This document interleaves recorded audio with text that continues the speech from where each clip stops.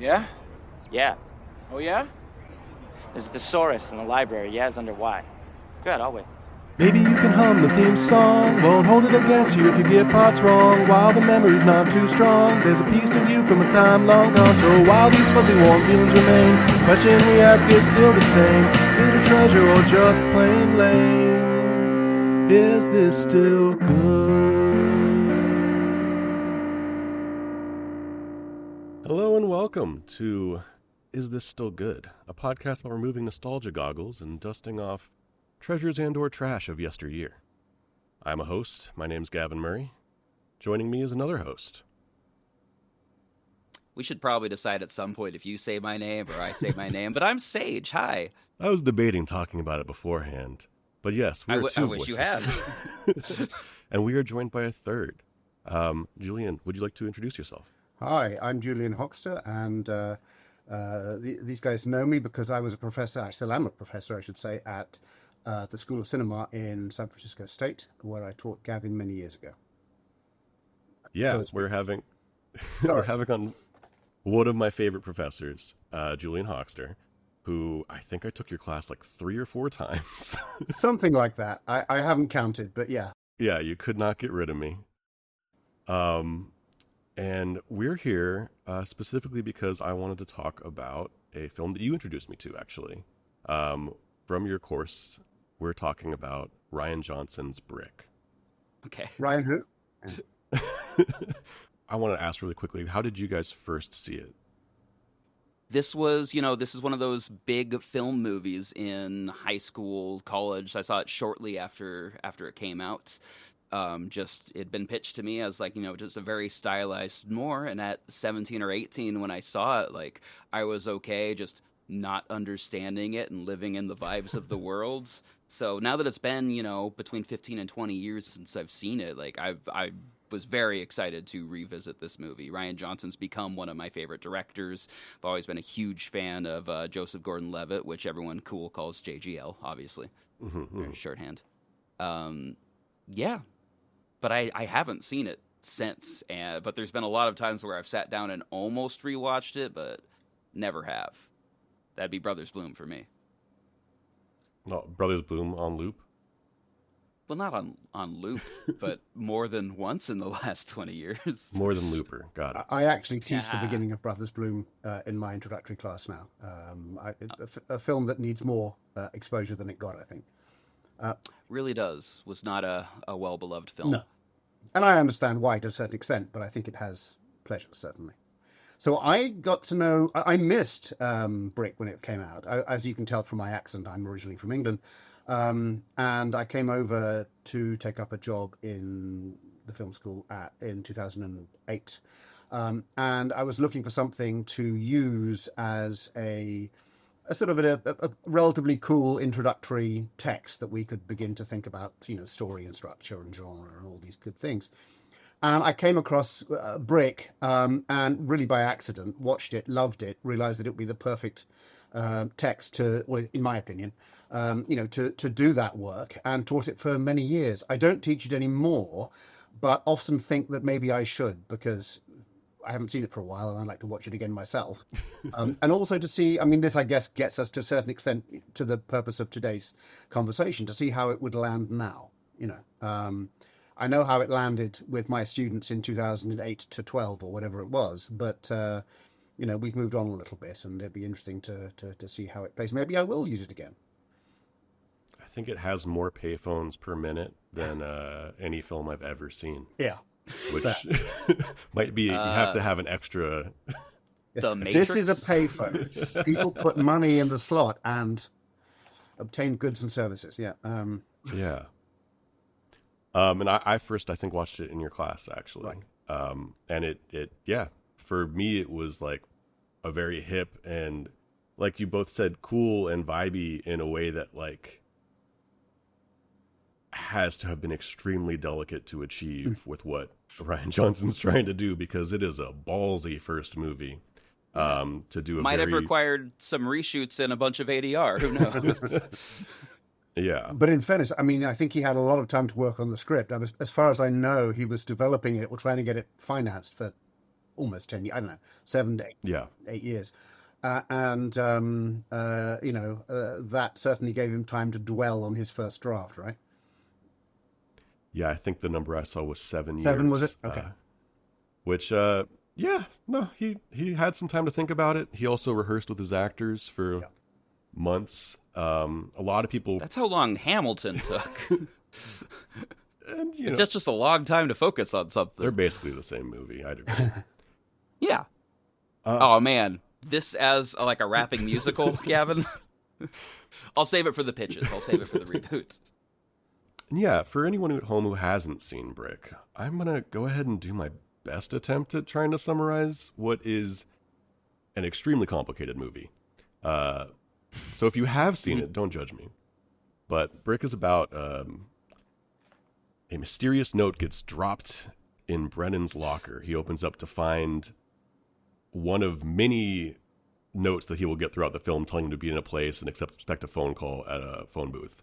He gets a phone call from his ex, who seems to be very concerned and or in trouble, and she disappears off the face of the earth.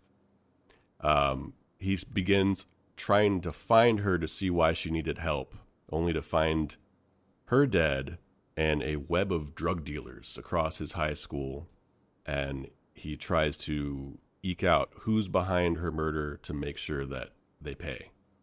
And yeah, it's dark and twisty. It's a lot of fun.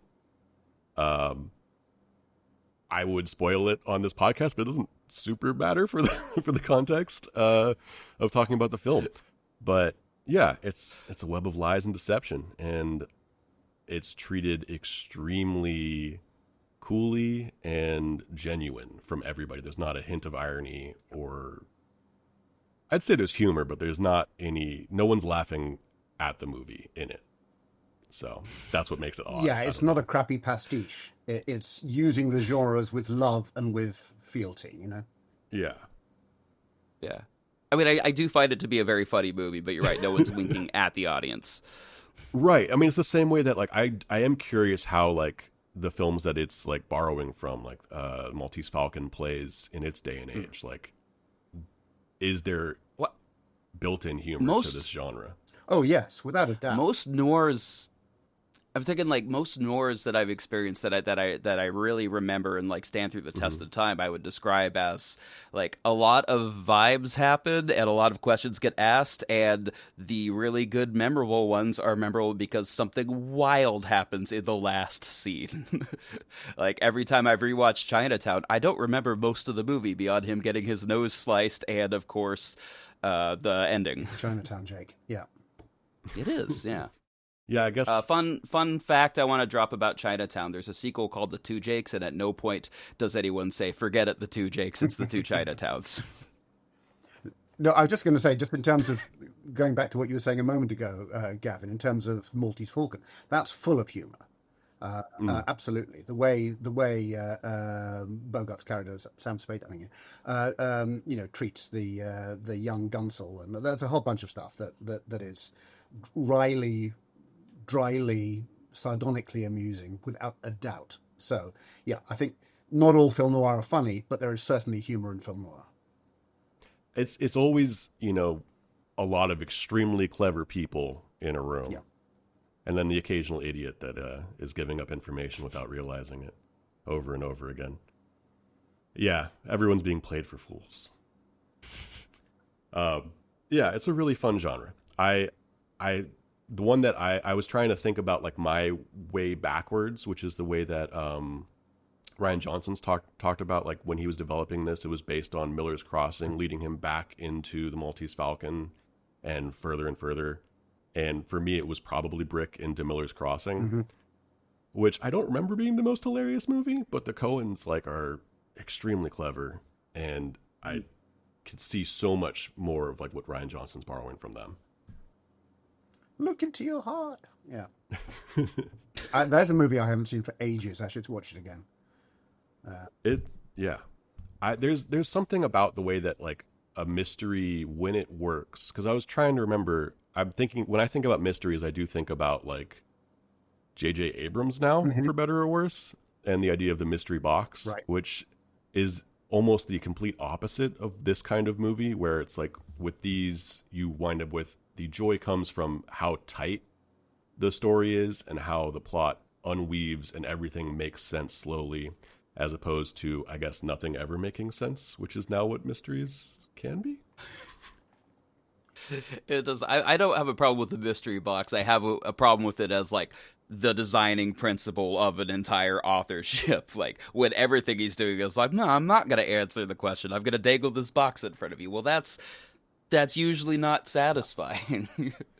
There's some exceptions. There's some stories where that really does work. I think a lot about like the mystery box being used in Lost and how frustrating that was. But that creator's follow-up show, The Leftovers, is about how frustrating it is to not have answers to questions. And that's a perfect show. Exactly. But there's a point comes where all you have is the mystery box and all you're doing is dangling. Then you need to slap. But if you're being creative with that, there are lots of opportunities to be interesting, certainly.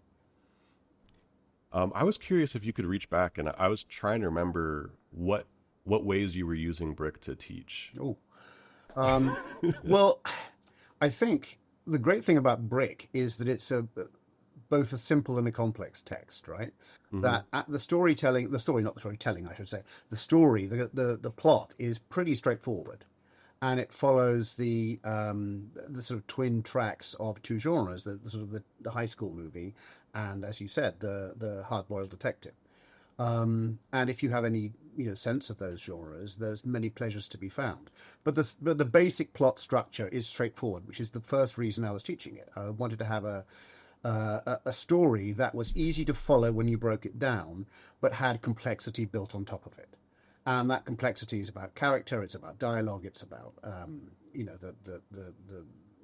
the character arc and so on. And also, it has an interesting play with genre. It's imposing a genre, as you rightly say, straight onto a story world, which isn't necessarily built for it, right? So we don't expect to be in a high school movie and having people talking, like they're hard-boiled detectives from the 50s. And yet somehow it works because it's played straight. And because Joseph Gordon Levitt carries it in a really impressive way. By the way, those of you who know 500 Days of Summer, this is my tribute to Joseph Gordon Levitt t-shirt. I thought you were just wearing your Pixie shirt. Well, I am wearing my, I often wear my Pixie shirt, but also, double, because he does a very good, very bad but good drunken karaoke of "Here Comes Your Man." So, anyway, he does. Yeah.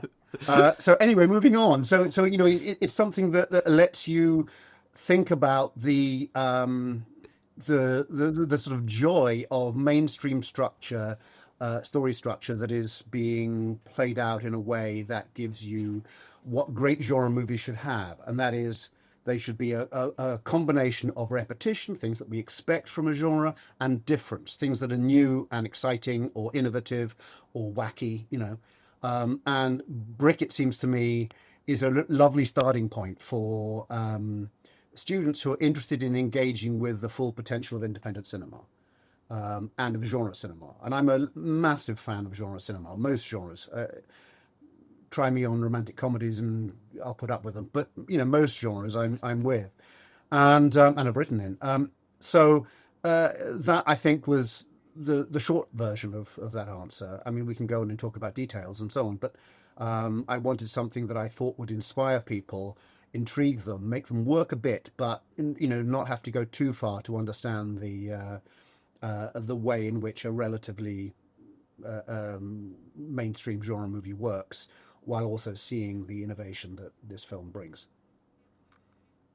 Does that kind of get somewhere? Yeah, no, I mean, and to me, I am curious about what you're teaching now too, if you don't mind.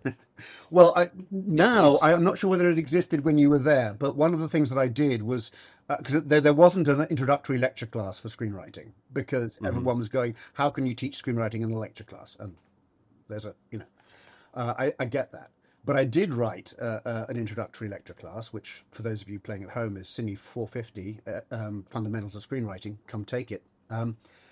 which is, I guess, about screenwriting, but also about how screenwriting lives in the world. So it's as much about an introduction to the industry and how the industry deals with screenwriting and the economics and so on, as it is about, well, this is how you write dialogue. So in that sense, it's meant to be a class that is I am getting to your point. A class that is You're fine. that is This is the point. This is the podcast. designed for everyone in the film school who needs to know something about how story works and how story is used in the industry, even if they don't themselves want to be a screenwriter, or at least not yet. And that way, I think it kind of works.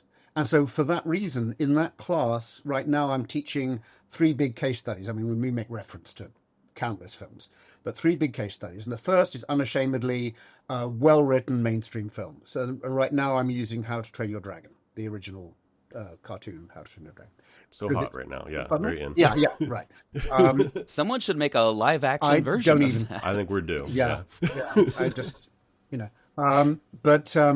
I think it's a very, very well written, very professional, and very easy to follow story. And we make a virtue of that. We say, this is the way we're starting. This is the starting point. Your aspirations may not be to make this movie, but this is how we can understand story in a industry sense. And then the second movie I choose at the moment is Get Out, which, again, the basic underlying story structure is relatively similar. It's just obviously it's used in a different way because of its genre, because of all kinds of narrational processes, the way it reveals information, and so on and so on. So that is also interesting, and to see how, well, to get granular, how kind of beats operate quite differently in a horror film than they do in like a family adventure movie. And then the third I use right now is Winter's Bone, which is the kind of indie character drama from 20 or so years ago. Deborah Granick, Annie Rossellini. And again, that is offering the same basic structure, but this time it's the kind of testing survival version. Every time that the world says no, the Jennifer Lawrence character, Reed Ollie, says, yeah, but I need to. And so it kind of pushes her, tests her, and so on. And it uses its structure differently. So the purpose of the 3 texts, the purpose of using these 3 examples is to say, look, they're basically telling a story with the same beats. At this point in the story, this beat is basically doing the same job. But oh boy, are these different. Look how flexible that kind of basic Hollywood structure is. Not to say any of these films are the limits of your aspiration as filmmakers or as potential filmmakers, but to say, look what we can do with this starting point. And how might you take that further? How might you do something that's unique and interesting yourselves? And then, of course, some of them will come into our more advanced workshop classes and write their own first screenplays and so on and so on. And then we can take that conversation further, Yeah. And those movies get some additional validation by just launching giant careers out of some of the younger actors. Yeah, absolutely. And they're all award-winning screenplays as well. Yeah. I'm sorry. Yeah, no, I mean, I remember when I was in your class, like looking at the, because I believe you called it the story wardrobe. Oh, yeah. Okay. Ooh. And the idea of one of the assignments was picking our own movie and kind of remapping it to your standard beats, the way that you look at it. And I thought that was really interesting, and especially when it came for me writing my own stuff, how it was almost never present in my mind. Like you'd use it in the mapping route, and then it was always like a map to go back to if you found yourself in trouble. Well, that's exactly right. I mean, that's exactly why I'm doing that kind of exercise. Not because I want people to be drones, right? Yeah. But because, if you know how things work in a sort of functional kind of way, you can make choices that are creative around that. And you can ask yourself really good questions like, well, okay, in a fairly mainstream movie at this point in the story, this would be happening.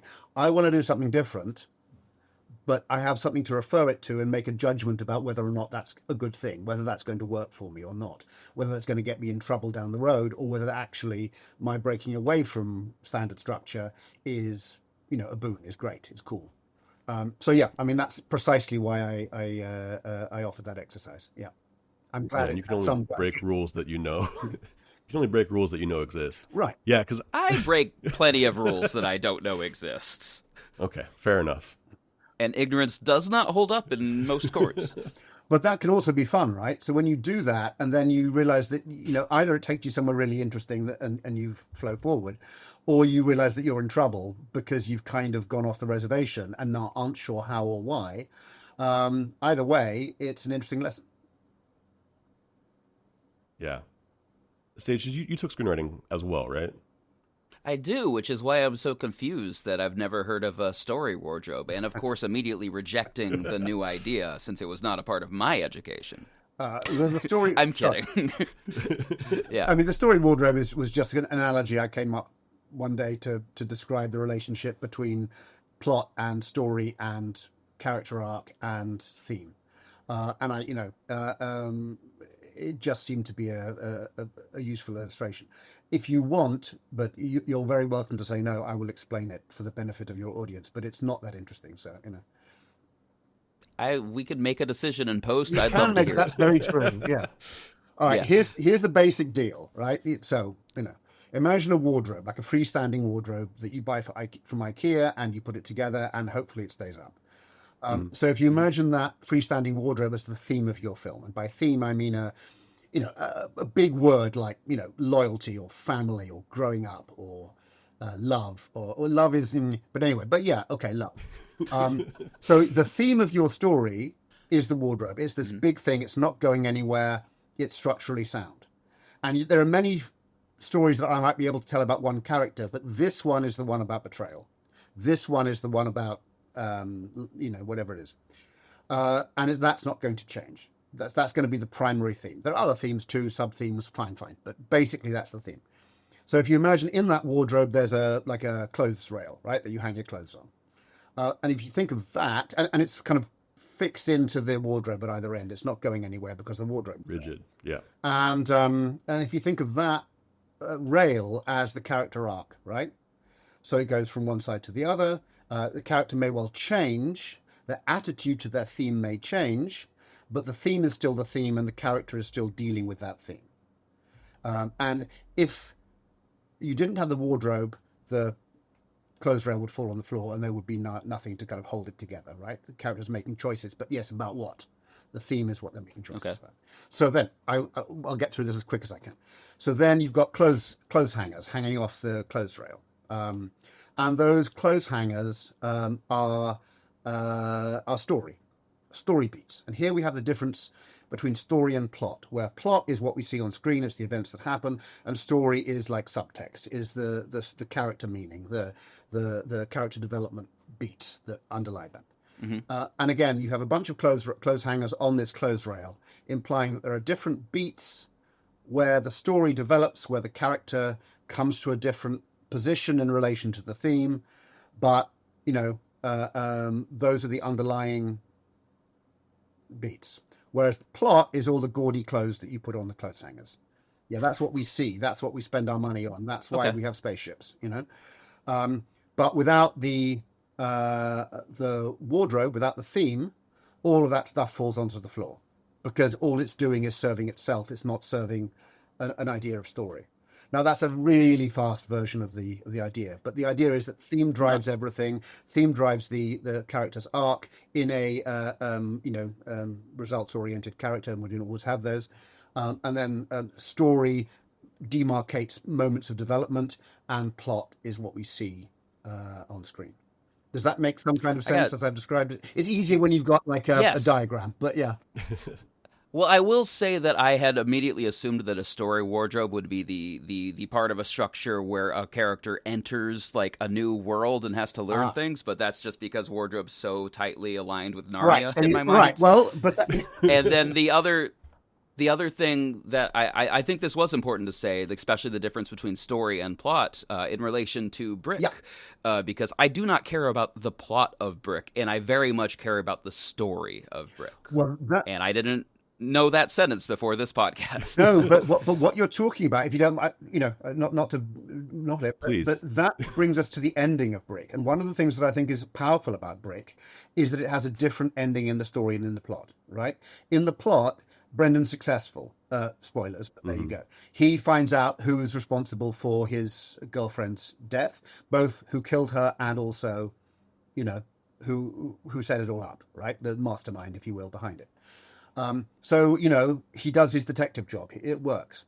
In And the they pay. story, he's not only is he physically beaten to crap, but emotionally as well. He's learned some really, really unpleasant truths, which again I won't go into in detail. So there's a way of thinking about that he may have won, but he's also damaged goods because of it. So you have this interesting set of criteria at the ending to judge, whether or not he's come out of this well.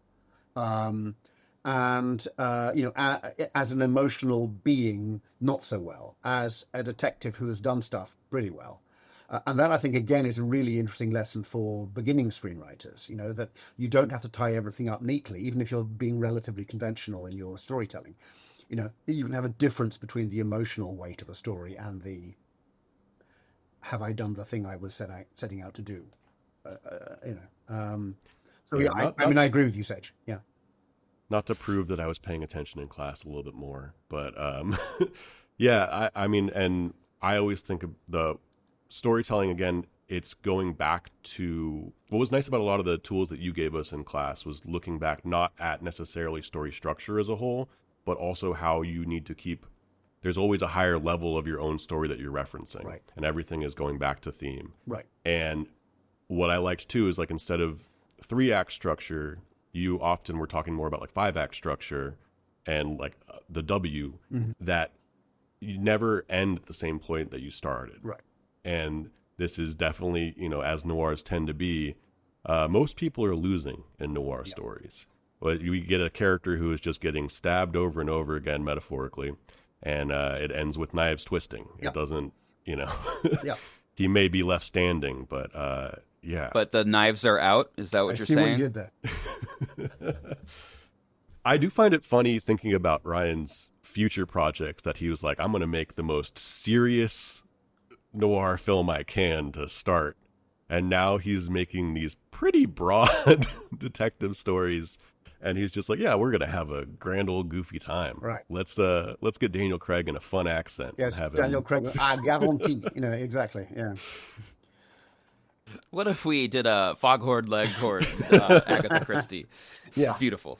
But the lovely thing about that is that it's so obvious that Daniel Craig is having such fun with it that you don't care. Yeah. I mean, it's just great. Yeah. Yeah, and after at least 3 of those Bond movies, it's very nice to see him enjoy himself. Yeah, for sure. Yeah. Man, those diminishing returns of him having a good time and the way you feel it on screen. I don't know if that's not the sign of a great actor, but like... I feel like they paid him enough in No Time to Die that he put it in a little bit more effort, but like there's nothing behind the eyes in Spectre. Well, Spectre... But this isn't a Bond cast yet. Mate, don't start me on Spectre. It's one of the worst... Anyway. It's really bad, yeah. Yeah, but yes, as you say, it's nice to see Daniel Craig in a jumper doing his thing or whatever he was doing, yeah. I like those films. Oh, I like the first one very much. The second one, I think, is pushing its premise a little bit, but still. Are these Bonds or Knives Out you're describing? Yes, I'm sorry. So yeah, and then the first Knives Out, I think, is very, very good, very well handled. Yeah. The second one, The Glass Onion or whatever it's called, I think is it's interesting, but. I do think that like you can feel the fact that they're like, oh, sure, yeah, we'll go do it again, and it feels like they're doing it again. Yeah. It feels like they get to go throw another party. Yeah. Which is very fun. It doesn't feel like they have nearly as much to prove. I think the second one just went straight to streaming too, rather than playing in theaters like at all. I can't recall. I got to see it in theaters, but it was the same thing where it was like sure. 3 days in theaters. Yeah. Just like Thanksgiving weekend only, I think. Which might have been true with the first Knives Out as well. I was watching, speaking of Knives Out and looping it back to Brick, I was watching a video recently about like just the best sweaters in cinema. And I think that is such a strength of Rian Johnson because Brick as Sweater well, game? especially for a first film, just the costume design in general and like what it says about the characters. But in Brick, one thing that I did notice is we spent a lot more time than I'm used to, like, looking at people's shoes. Like, I feel like the shoes were even used to tell a lot about character, which is not a thing that I think about in movies or in real life. Like, I'm not a shoe guy. On that, I seem to remember, Gavin, you may know more about this than I do, but I have a random, memory of Rian Johnson once in an interview saying that he actually used shoes as a major costume point, as a major way of defining character, and that if you looked at Brendan's shoes versus, I can't remember all the other characters' names, you'd learn something about Thank you. Thank you for validating that. I don't remember a single name of this movie. I won't swear to that one, but I have it somewhere in my mind. No, I mean, we do get, I'm almost surprised that it wasn't, because we do see a close-up of his ex's dead shoes in the drain pipe just as much as we see the bracelet, but the bracelet's what made the poster. And that is a wonderful, like, the way that we go from that opening, which is like a wonderful, similarly, like the strength of the White Lotus, where we start with like the ending, or at least in Brick it's the midpoint, but we start with the mystery, and then we see those little clues unfold, and the bracelets on her arm become her telltale sign that we know it's her. We get to see her story unfold, and but yeah, no, it could have just easily been her shoes.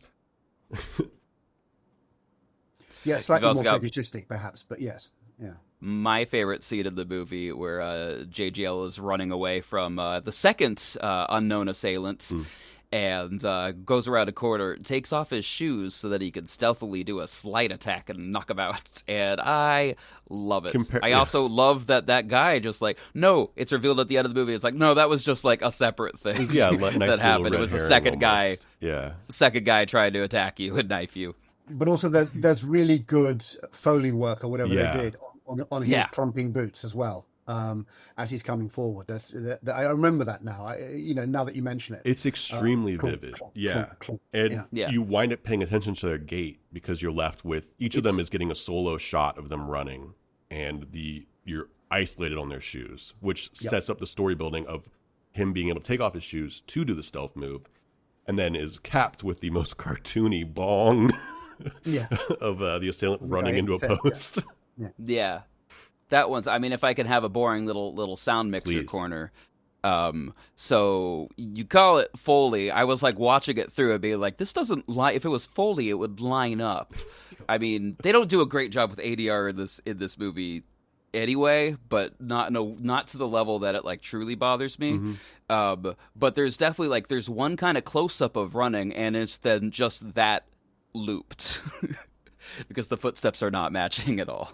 Well, so just want to pick that nit. I'm not sure there's any live sound from the movie used in the final mix. Wow. A lot of that is just like 16 millimeters loud. This is the nascent days just this is before actually 35. Oh, this is 35? Yeah. Is that louder than 16? I don't know. It's bigger. But I watched some of the deleted signs between the sound mix. I'm like, yeah, sounds like there's a fan there. But it's also, it's mostly shot on, almost all shot on location, and it's Orange County, so almost certainly there's a freeway within 7 feet. Yes, that is in the background of a lot of it. Is just, they're pointing the microphone up, and there's 18-wheelers in the background running around Rian Johnson's hometown of San Clemente. That's right. Yeah, I found it very charming the way he talks about just like how therapeutic it was to shoot in his high school and excise those demons.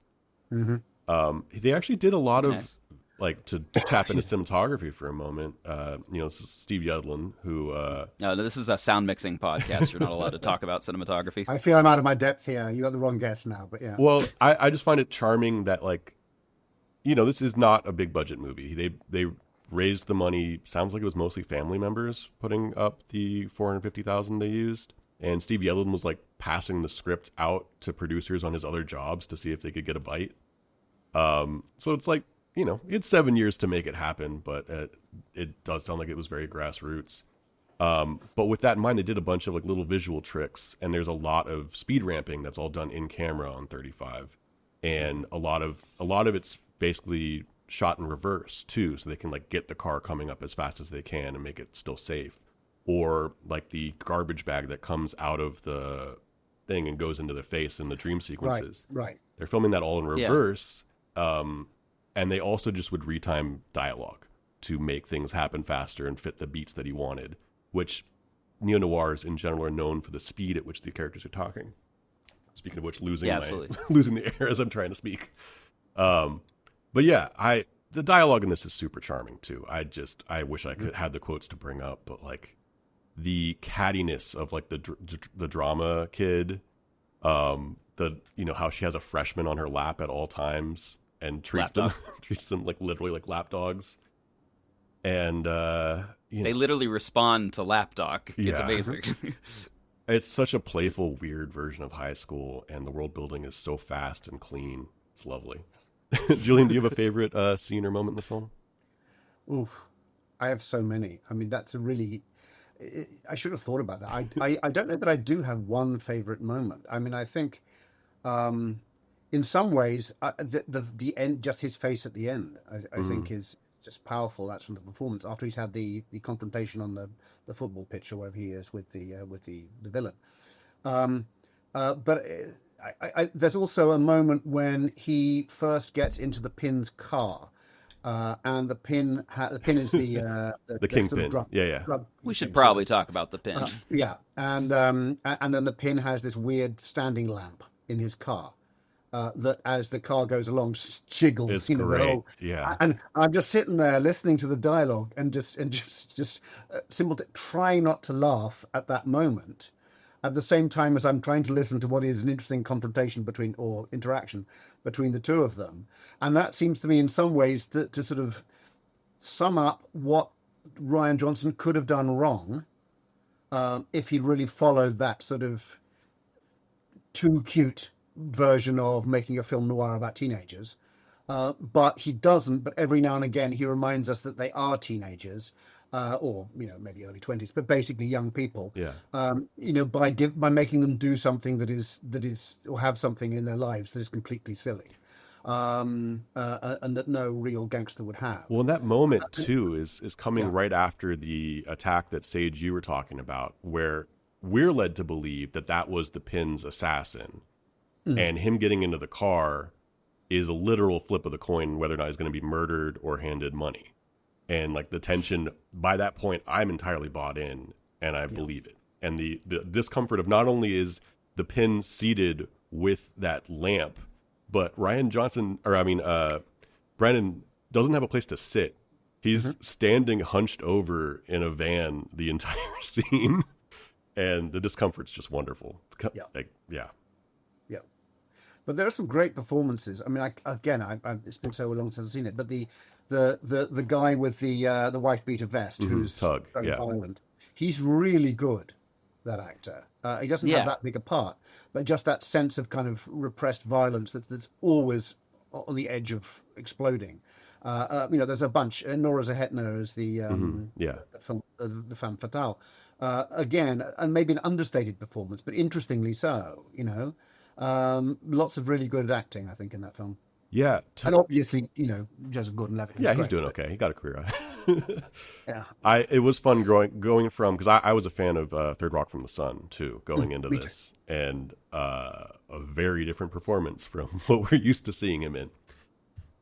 Some of my favorite stuff is actually the stuff with the Pin and Tug. Because thank you, that's his name. Yeah, there's... especially towards the end when they're sitting down, and we keep going into what we find out is the Kingpin's mom's house. He's just running operations out of her basement. And I know, Sage, you and I are not the biggest fans of David Lynch, but like there's something Lynchian, I would argue, about like everything within the Pin, and it all works for me. It just is all rooted well enough, but there's like, the fact that he's got two different sized legs. The fact that he sits in a barren room with a desk and an eagle and a lamp. And all the wood paneling reminds me of Twin Peaks. And maybe my favorite like visual moment of the film is when he's walked down into that basement the first time and he's like hanging out in the dark and they turn a light on and there's just like 5 guys waiting in the hallway. And then every time we come back, there's more just random dudes until it when it's the sit down between Tug and the Pin. And we walk in on like a Renaissance painting of dudes in wife beaters and just random dudes. And every step they take, they're having to brush people on either side of their shoulders and just packed out, powder keg ready to explode. They save a lot of their visual tricks for that location, which was like one of the few that they built. Yeah. Like that's an actual set. Right. I will say I remember this movie being more stylized than it was.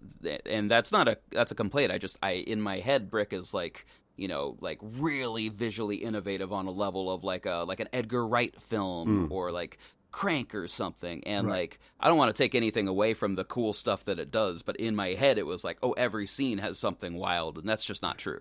Well, I wonder. I hear what you're saying, and I wonder whether that's because of the sort of a massive load that the dialogue takes. Mm-hmm. The dialogue, which is this sort of stylized film noir cant, and very well handled, and is so excessive and so kind of hyperbolic in some ways. There's so much talk, and I wonder whether that just carries into one's read of the whole film.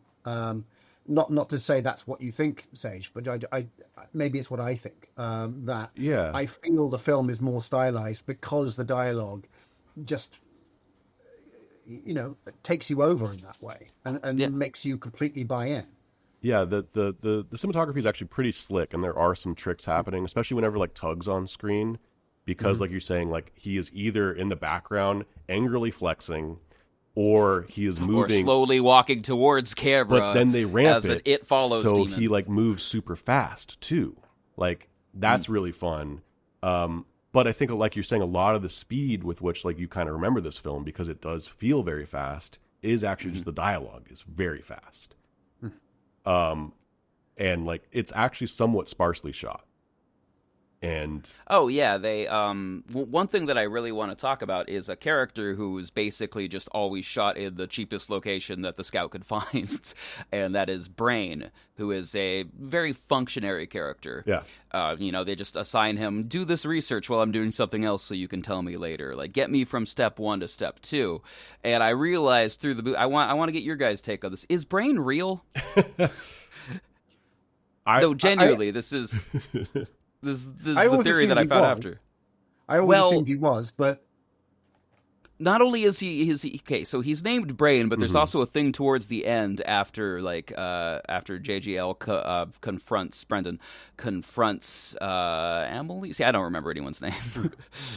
Towards the end, he literally steps like from behind Brendan's head and disappears the same way. And it's just like, it's one of those characters no one else ever sees and something. I don't necessarily know what the functional point would be of that, but like that it was definitely a choice to have him. I mean, it could have just been as simple as like, this is my first movie and this looks cool. What if he just steps out of his head? I mean, but then he is also named Brain. Yeah. I mean, thematically, I think going back to neo-noir is he strikes me as a character that's always felt odd in the genre at all. And similar to like police procedurals and whatever, it's like, how long can a info guy survive? Now, given this is high school, 4 years, preferably longer. But I always took him as real. I get what you're saying. It is fun that he is, but he's kind of almost this sounding board for our detective. And he serves as a way that we don't have to do voiceover, which would be kind of awful and kill this movie, in my opinion.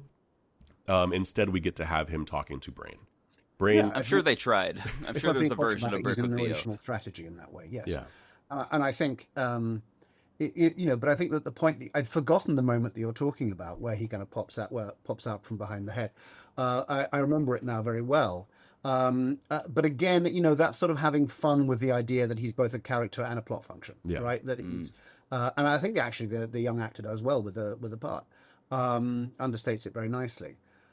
But again, so every now and again, I think we get these moments where we're kind of being shown genre, and that I think is one of those moments. Yeah, the opening when we first see him, and it's like, who's Em been eating lunch with?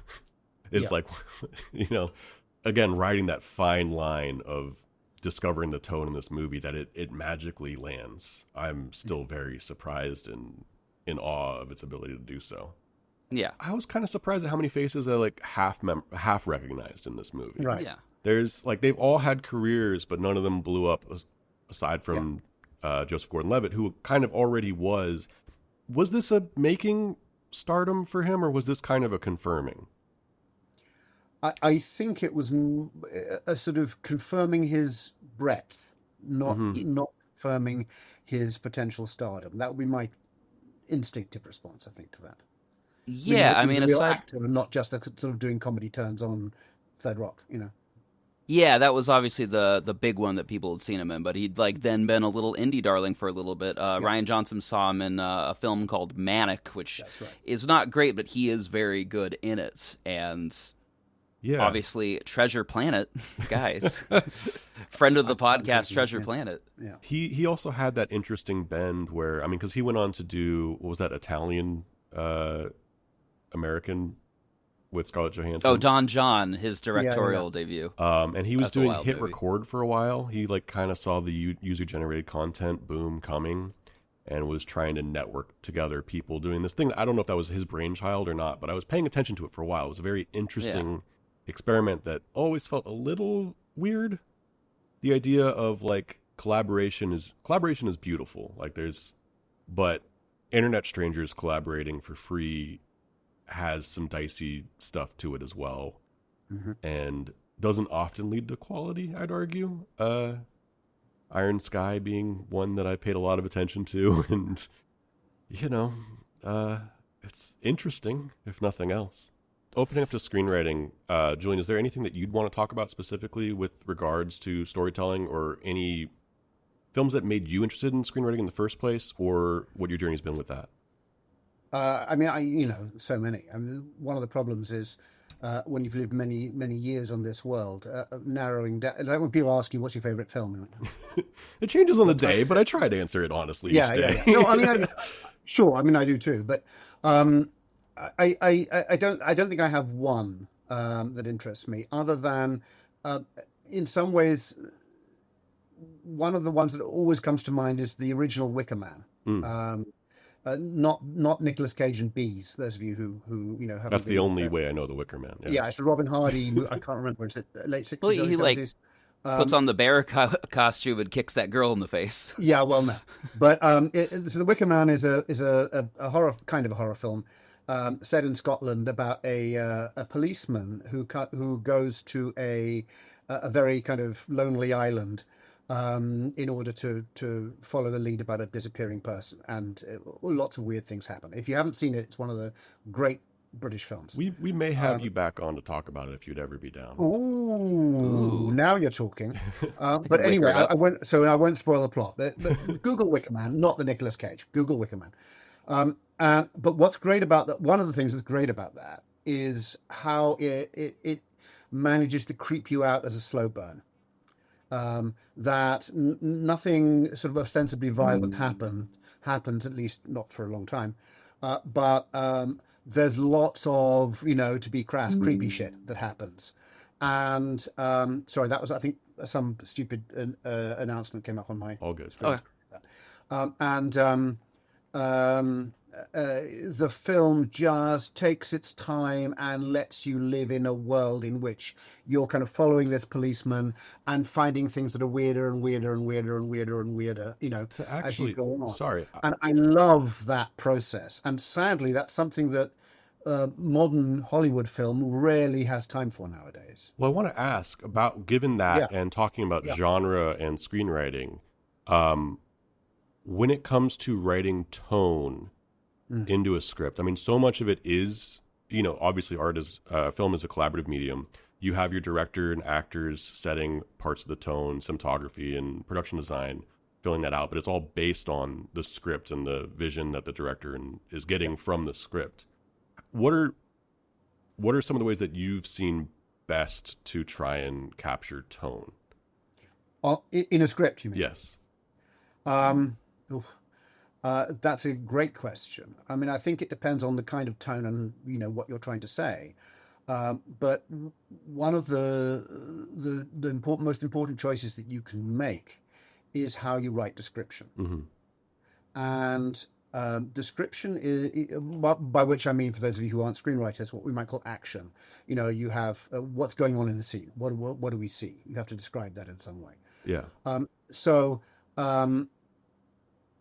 the first thing I would say is you want us to pay attention to the right things on the page. And one way of doing that is saving your fire for those moments when you want something to really communicate. So that's one of many reasons not to overwrite your description and to save your words for when you want to make that point. And when you want to have that extra sentence or two that isn't strictly necessary in purely utilitarian terms. Yeah. We can understand what's going on, but then you add a short, eloquent statement. And that's something that you earn the right to do, or rather, you earn the right to be read by not doing it all the time. Yeah, I was actually reading along while I was watching Brick. I had the script open, and even in the opening, the way that he describes Emily's body, the descriptions that we get a bisected version in the film where you see her in a wide, her feet with the shoes on, and then the bracelet. And the bracelet is like the thing in the script that, like, that scene, it's like 2 sentences on the bracelet, really setting up the world and how we're going to identify her later. It is interesting because, like, again, so much of it is you're trusting as a screenwriter. If you're not the one directing the project, you're handing off a darling to someone else to raise. No, very well said. And of course, tone comes in everything, right? The kind of obvious statement is tone is in dialogue, tone is in action, tone is in what characters do, tone is in location, tone is in the mise en scène, the world of the film in so many ways. And it's really about establishing it from as many perspectives as you can, right? So if you're thinking about tone as a holistic idea and not just as about, it feels creepy, right? And it may, and sometimes it might feel creepy, that's fine. But then you're using a range of different techniques in order to generate a feeling, right? How a character talks, who answers or doesn't, how you use silence, all kinds of things, why you have a standard lamp in the back of someone's car, I don't know. But so it's a range of techniques, but it's also about knowing when to draw attention to things, not overfilling your story with description, because that is a way of making sure that your reader is simply going to put down the script. Or just ignore it. Just flick through it and waiting for the next line or the next clear point of action. It's the same with speeches. That one of the mistakes that young screenwriters or starting out screenwriters often make, unless it's absolutely necessary to the characters, and sometimes it is giving people way too long speeches. And that again is something that we tend to kind of skip through after a certain point, unless we're really getting something from it. But if you give characters speeches when they've earned them and when they deserve them, then we read them. Then we're interested. Then we see the difference. Oh, we've got a quarter of a page speech here or half a page speech here. That's new. That's different. What's going on here? I want to read it and see. So all of these things are partly about setting up tone and intent, but they're also about manipulating your reader to pay attention. Okay. And manipulating sounds a little bit. No, I think that's the right word. That's a director's job. Yeah. Well, sure. Yeah. Speaking of manipulation, I think that we should discuss how well Rian Johnson manipulated us as viewers, and our interest levels, and whether or not Brick is still good. Well, sorry, and we just Sage, we've got a 3-tier system. We have a patented 3-tier rating system that our guests might not be familiar with. Yeah. Lay it on me, Sage, if you would. Yes. So is it still good? Is it better as a memory? Or do we meet it in a sort of drainage ditch and get like really aggro and shoot it in the face? Wow, that's bleak. That's what we do on every movie. Yeah, I didn't realize that was I'd forgotten how bleak our system was. I like your categories, and I have my own answer, and it will not surprise you. But, do we take off our shoes and trip it? Nice. I'll go first since I brought this project. I think this is a very I kind of forgot how good this movie was. I really, really enjoy it. It's simplistic on the one hand and very straightforward, but it's captivating and just so tight, especially by the end when everything's paying off. I just really enjoy the ride that it takes you on. So, still good. Nice and simple. Well, I'm going to start talking, and hopefully I have an answer by the time that I finish, because there are things that don't work in this movie for me, and I don't really think they're even the movie's fault. One thing that I've been saving until now is that, like, I don't find anything in this movie relatable, like, to my experience. And, like, yeah, it's a highly stylized movie, and, like, maybe that's fine, but, like, my high school experience, and not just because I, went to school in Alaska and mostly grew up in the woods, but it's just, like, drug use and all the, sex that's happening off screen and stuff. That's not things that I was even really aware of. That wasn't happening in my high school. We exclusively went out to quarries to get drunk. But just the idea that there would be a high school student like dealing with heroin and like all these heavier things. Again, I don't think any of these are wrong, but it's also the same thing that like keeps me from connecting with Euphoria or something else, is just like when you've got these kids that are dealing with these heavy issues that I just cannot process, like watching a kid deal with, especially disaffected rich kids, which certainly true in Euphoria, and also like everyone in this movie is pretty well off, it seems. They all live in San Clemente. Yeah, it's a suburb film, for sure.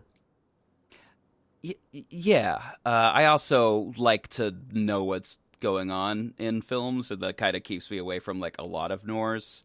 I can't deny the craftsmanship in this movie, and how much joy I had in a lot of sequences. I'm gonna tip the balance towards still good, but I want you to know, Gavin, that I have reservations. Yeah. I have an asterisk, just like Thunderbolts. Topical Thunderbolts reference. There's a can of worms, but yeah. I'm with still good. I think one of the I don't want to kind of position you, Sage, and feel free to come back, to me on this. But one of the reasons why I really like it is that it doesn't make me think about the realism of the high school part of the drama. That as a fan of cinema and film noir, which doesn't mean I'm right, this is simply how I read it. As a fan of film noir, I'm not expecting to relate in quite that way. I think one of the things that it does very well, and if you compare it to a film like In a Lonely Place, for example, where the protagonist, the Bogart character, is really not a pleasant person at all, and ends up in a lonely place because of it.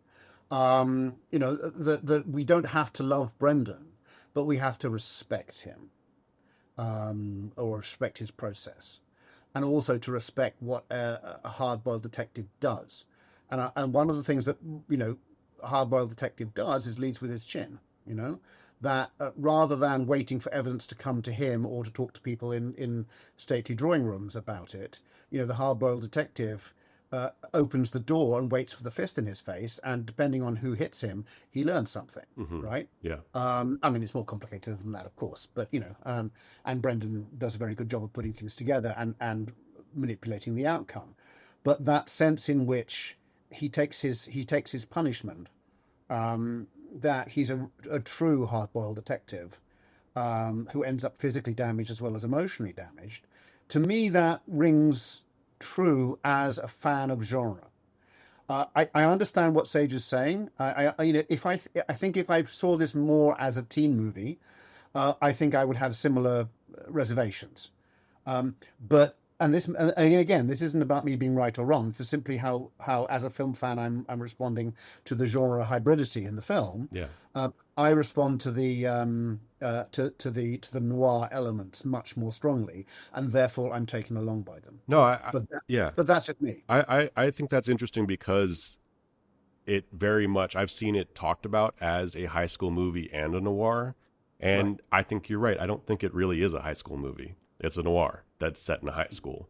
Whereas like the closest I can think of that's more the opposite is like Cruel Intentions is a movie that is very much a high school or college, maybe high school drama. I think it's a high school drama.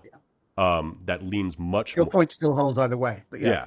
And that's a movie that I also love. But that is also an adaptation of at least a genre that, you know, that it's dealing from a genre that predates that type of movie, but very much introduces the high school element in a way that I find very charming. But I think the lack of that in this movie, I think, is part of what made it work for me, at least. Yeah, I agree. Now, Sage, as a last bit of business, our streaming... Oh, you want to tell them about our streaming service? Yeah. Our streaming service is in dire need of a hit. We are flailing and just expunging.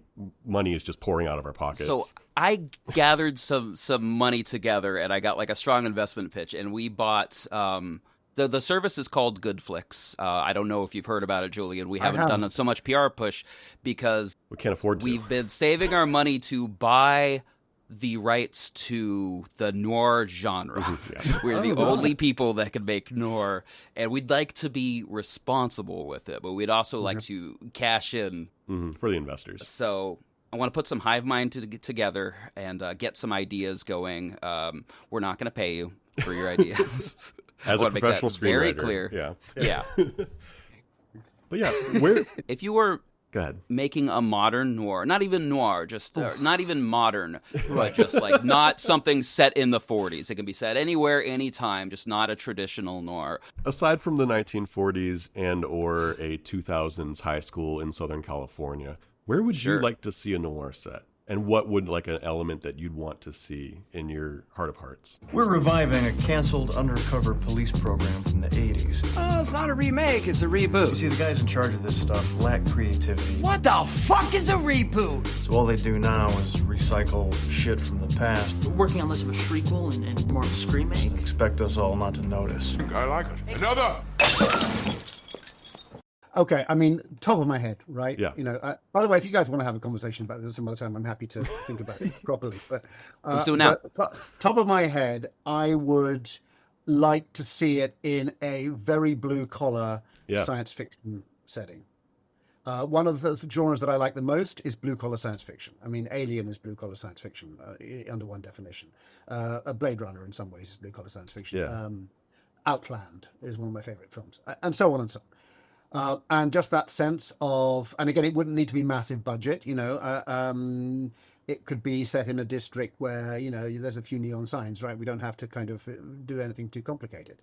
But where there's something in the science fictional novum, the reason, the science fiction reason for doing it, that is central to the detective question. So whatever that is. So novum is like a posh way of saying the operating science fictional question, like time travel, or, you know. Don't ask me plot because I haven't thought about this, but I'm just. I don't think we don't need to put plot in. I'm taking refuge in one of my favorite genres when you ask me a question that I have no answer. That's the best way to do it.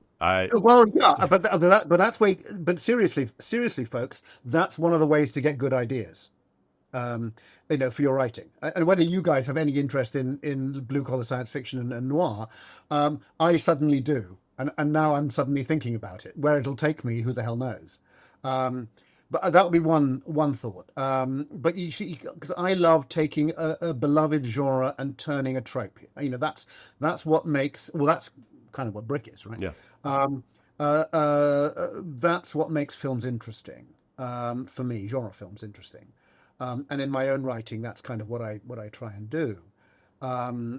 So if you can find a way of taking something that is intrinsic to a particular genre and turning it in relation to film noir, I'm almost certainly in your audience. I need to think a little bit more about the specific example, but you know, give me a genre I love or two genres that I love, and suddenly I'm engaged, and I want to figure out a story. Yeah. Similarly, I would say a place that I'd love to see it is a movie that I love is Scotland, Pennsylvania, which is I don't know. Oh, it's Macbeth set in the 70s in a burger joint. Ooh. in Pennsylvania. Ooh. Uh, What's it called? Sorry, Scotland, for those of us at home. Scotland, what's it PA. called? Scotland, PA. Oh, I see. Okay, I see what they did there. Yeah, it's wonderful, and I do think, like, having the weight of the world in such a small place, similar to like Brick taking drugs and murder and shrinking it down to like a high school senior like experience. To me, it's like about picking like an interesting small, like I'd also like the idea of like blue collar Americana is very fun. So I immediately jumped to like 1970s New York, and show me something in a meatpacking, that at the time New York was less prosperous. The idea of a failing meat processing place, maybe, that has to resort to some less than legal means to pay rent. It'd be really fun. I kind of like a version of I like Sweeney Todd a lot, but not necessarily because of the musical elements. I think those are fun, but I would kind of like to see a nice clean horror drama version of Sweeney Todd, maybe. It's interesting you say that, because I'm actually working with an old film school buddy of mine on the script at the moment. I won't say too much about it. That's set in kind of the New York punk world of the 70s. About two film students who are trying to make a film, and it's going terribly badly, who kind of become involved with people from the old days, the New Jersey days, the original pre-Hollywood days of American filmmaking. And guess what? They're kind of serial killers. So I'm attuned to that thinking, certainly. What I want to know about your idea, Gavin, is what's in the meat? Yeah. Right? That's going to be the central Well, I can't give that mystery away. meat box? Okay, yeah. Well, no, but meat like... box. Yeah. Mystery meat box. Like Arby's. I'm reminded of the tagline from a 70s horror film, 80s, anyway, called Motel Hell. Which is, it takes all, I've seen that cover a lot. Critters. Yeah. It takes all sorts of critters to make Farmer Vincent's fritters. Yeah. Lovely. Yeah. Yeah. Bit of cannibalism, can't go wrong. No. Yeah. Unfortunately, that has been my wheelhouse since college. I don't know why. Cannibalism? I've just written in a lot of people eating people into media. It's not an Armie Hammer kind of thing, but I did, I think, 3 music videos that have cannibalism in them now, and at some point that's my fault. Yeah, no, that's what your therapist would say. Right. So my answer, I'll speed through it because it's also sci-fi. The first thing that I was thinking was like, what's something underrepresented, which is like, the giant space. I love movies where it's just like all set on one spaceship or one space district. I could think of like, a couple of the Alien movies are almost, they have noir elements to them, or are certainly taken from that genre. But like one model that I would really use is The Expanse. The first basically 2 seasons of The Expanse have Thomas Jane just solving mysteries. He's a hard-boiled detective. He's even got like a little crooked fedora on in this like really bizarre futuristic. It takes place on an asteroid, but they're just like trying to solve a murder, and of course, it's connected to some corporate espionage type thing, and it's just a delight. And like, why don't we have more of those? I just give me more dark cities, give me more. They don't even need wild sci-fi twists. Yeah, just let me live create a new world and let me wonder what it is, and then, explain it in traditional noir setting where it's, it's going to end with some incest. I'm surprised. Well, by the way, I totally second that. Yeah. Possibly not the incest, but everything else. So hot right now. Cannibalism and incest is what makes good movies, guys. That's Game of Thrones. That's true. Yeah, I'd actually, if you haven't read Sage, Stranger in a Strange Land is one I'd love to see on the big screen. I'm surprised it hasn't. Oh, I've read every Heinlein book until they started being about, like, what if the actual book exists in another universe and it bleeds into this one? 70s Heinlein is the weirdest stuff you'll ever read. Can confirm. Yeah. Yeah, they just start being about Schrodinger's cat. But, like, if he could travel through dimensions. And I'm just like, no, Lord of the Flies in space, please. Give me more of that. Well, aside from Heinlein, is there anything that you guys want to recommend before we cap this one out? I mean, go watch The Expanse. Go read The Expanse, really. Like, they do a very serviceable job, especially on a network that no one really expected anything from. Sci-Fi wasn't producing good shows when it started, and now they don't exist, as far as I know. Like, Amazon bought them out and, like, produced the next 3 seasons, and there's a big budget increase. But there's some of my favorite books. Like, just the way that they're actually written is exquisite. Yeah, James S.A. Corey is very good. Yeah. 2 writers, but yes. Yeah, they are very good. Yeah. I would just go back to a film I mentioned a couple of minutes ago, apart from The Wicker Man, which you should definitely see. And that's now, Outland. I had a question I've been sitting about sure. on The Wicker Man, because if I remember correctly, doesn't it start when, like, a bunch of Russian gangsters kill the Wicker Man's puppy? Sorry, go on. Aha, I see what you did there. I would have been so mad at myself if I had realized that after the podcast ended and never asked it. That's the socially awkward version. It's the Wick Man. Yeah, that's terrible. I'm sorry. I apologize. It's okay. It only hurt a little bit. Yeah, I think the film I'll recommend. I don't know whether you guys happen to have seen it, but again, on the subject of following your lead, Sage, on the subject of blue collar science fiction. Is Outland, which I want to say is a Peter Hyams film. I may be wrong. I don't think I've heard of this. Which is it's basically High Noon in space. Mm-hmm. Okay. And Sean Connery plays like a marshal on some mining colony somewhere on one of the moons of Jupiter or Saturn. And I won't spoil the story. Again, if you've seen High Noon, there are no surprises, but it's just the way they evoke a kind of a blue collar mining colony, and all the political infighting and all of that is great. It's a really good take on High Noon, and it's got some decent action in it, but it's not action driven. Outland, good movie. Outland, it's a very good movie. That's my bad Sean Connery. That's as close to Sean Connery as I'm ever going. Pretty good. I'll give it to you. Shocking. Now, Shortly. No. Julian, you have some books, several of which that I've read are very good, and now's a great chance for you to plug them if you'd like to our. Yeah, what are you up to? Sure. You know what? I mean, you can find books I've written, which some of them are, how to write screenplays, and some of them are more, cinema studies oriented. You can find, Julian Hoxter. You can find Hoxter. You can find me on Amazon and all good booksellers.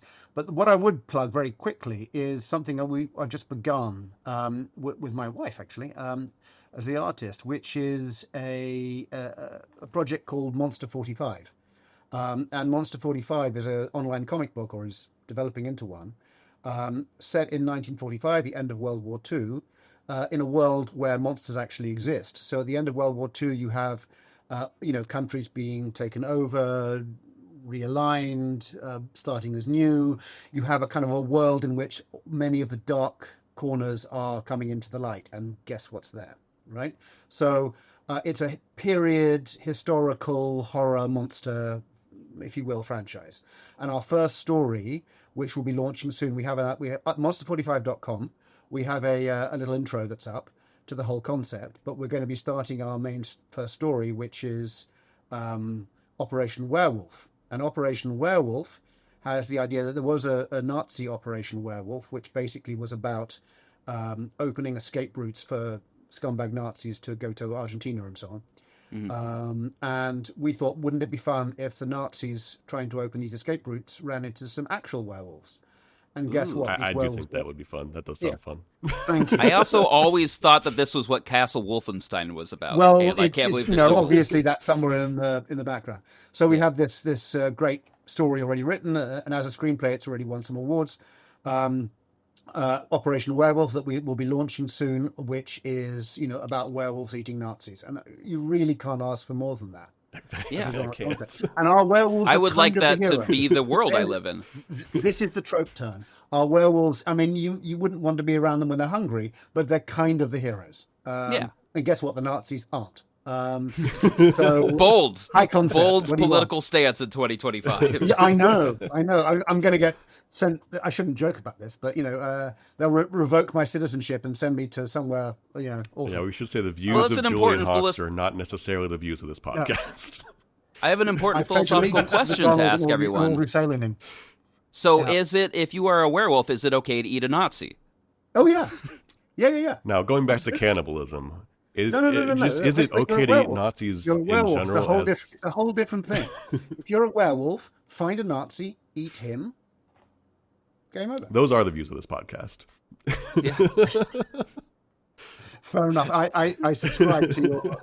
That's what we say at the end of every episode. Julie, thank you Monster so much 45. for joining That's us great. on this podcast. Absolute It was a lot pleasure, of guys. fun. I hope you had a good time too. I did. Thank you. And yeah. Now, if you liked this episode, audience, we've got a couple other episodes you might want to check out. We also brought on, about a year ago, my film school professor to talk about Roy Andersson's You the Living, a mostly inaccessible Swedish film. But if you really like hearing smart people talk about story and filmmaking, that would be one to check out. And as Gavin mentioned, we we did Scotland, PA, that we compared with Throne of Blood, as they're both Macbeth remakes, and we have his dad on for that. Yeah. Oh shit! I said Macbeth. I'm sorry. Scottish play. Yeah. The Scottish podcast. The Scottish podcast. The Scottish podcast. And closing music from Brick, and we're out.